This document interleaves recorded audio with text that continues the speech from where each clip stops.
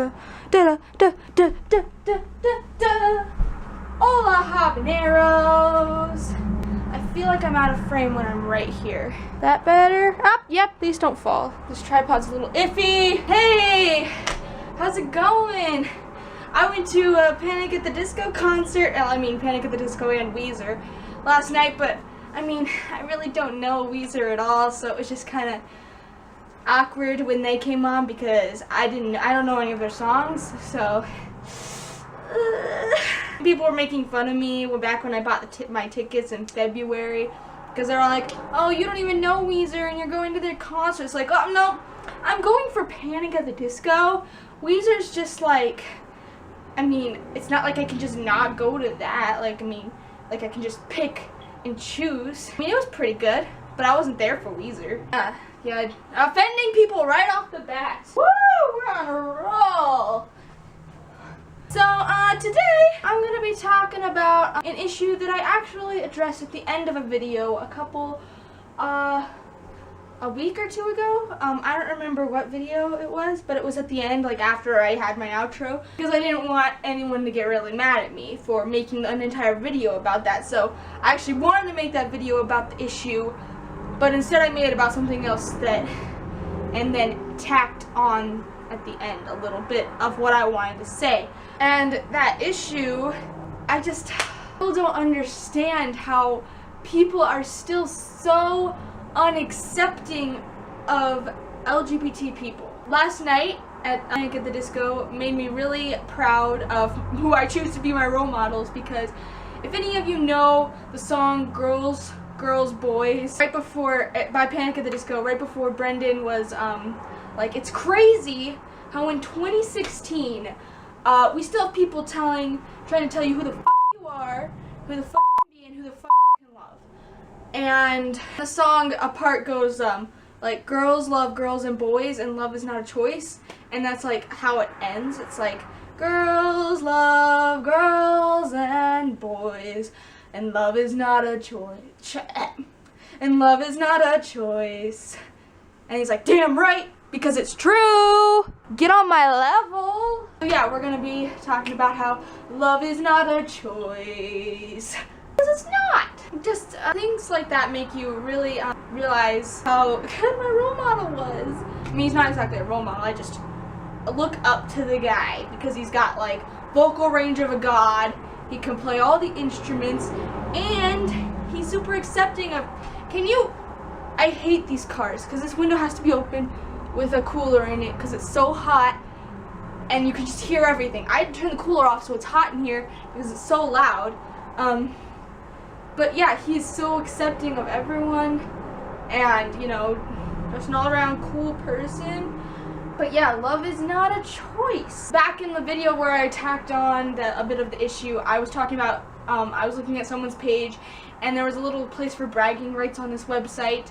And in bragging rights, the only thing they wrote was, I believe in marriage between a man and a woman. So I'm going to link in the description to this video, the video that I am referring to at the very end. I'll find it and I'll link it. So that if you want to see that, you can. But if you want to see that actual part, you'll have to skip to the end after my outro. Yeah, this person had their bragging right as I believe in marriage between a man and a woman. And like I said before, that requires no faith. It's a thing. You can see it. You don't have to believe in it. Just like you don't have to believe in gay marriage and all that. Because it's real. It's not like the Tooth Fairy or Santa Claus. Like I said before, if you want to hear all that rant, you can go over to that video. Link in the description. And I might try to make an annotation, but probably not. Because those are really iffy.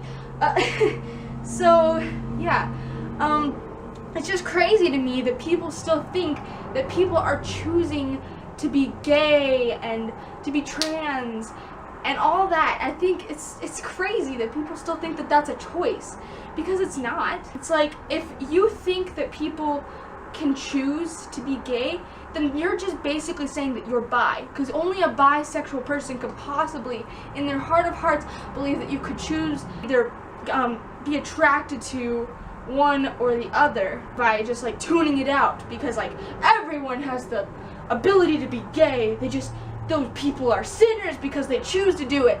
Nobody's choosing to be gay. Bisexual people don't choose to be bisexual. Transgender people don't choose to be transgender. It's just the way they're born. And I mean, of course, bisexual people and asexual people and all that are very invisible in the community. It's really, like, in big letters, it's gay. And then in slightly smaller letters, it's lesbian. And then in even smaller letters, it's transgender. And then below that is a bunch of writing that you can't even read. It's like the fine print at the end of a contract because they're excluded from the community. That's just the thing. I mean, really, if you're going out there saying, like, I used to be gay and now I've repented and I am repented of all my sins. That was my ice. You've repented of all my sins and I have chosen to be no longer homosexual, then either you're kidding yourself and you really are still gay, or you're bisexual all along. Because that's the only way you could think that you could just stop being gay, is because you're attracted to both genders, so you don't have an issue just going only like dating and marrying people of the opposite gender because you were bi all along. And really, that's the only way it could even be close to considered a choice. But bisexuality in and of itself is an identity. It's not like half gay, half straight or anything. I know sometimes bi people be like, oh, I'm only half gay. That's in joking, but people who literally are like, you're straight because you're dating a dude and you're a girl. No, you're still bi. You're just in a heterosexual relationship. So, yeah, I mean, it's just, I can't, it's so archaic because you see these people, even a lot of times you're experiencing it secondhand through videos and pictures on the internet of like the Westboro Baptist Church, where they have all these hateful signs and they say, thank God for dead soldiers because they're all fags. And it's just, really bad. But even if it's not super blatant and they're holding signs saying that homosexuality is wrong, people still like slip things like that into the conversation, but not super aggressively. They just, and that's how kids get to be homophobic, even if their parents don't drill it into them, which a lot of parents, especially religious parents, do. They drill it into them like, this is wrong, this is wrong.